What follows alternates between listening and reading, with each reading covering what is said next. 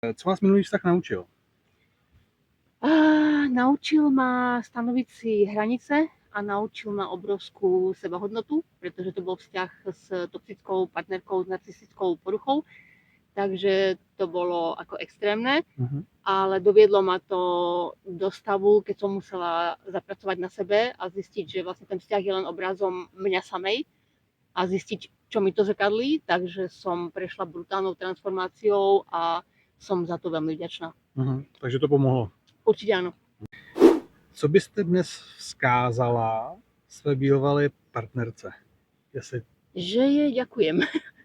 Ako už nie sme v kontakte a je úplne zablokovaná, pretože to bolo extrémne.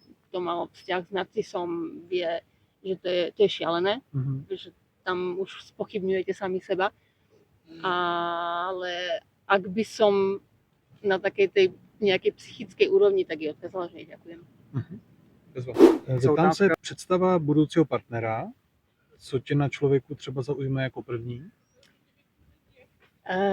No fyzicky je to krásny úsmev, lebo to na ľuďoch vidno, že ľudia sa dnes strašne málo usmievajú.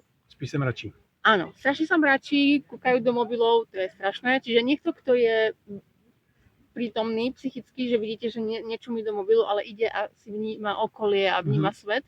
Takže už ten vnímajúci prítomný, psychicky prítomný človek a už keď vidíte, sa usmieva, tak tam je tá emócia.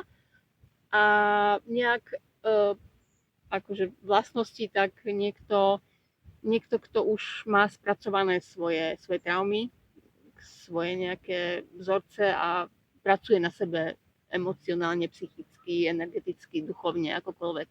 Takový, jako dalo by se říct, už srovnaný sám se sebou. Áno.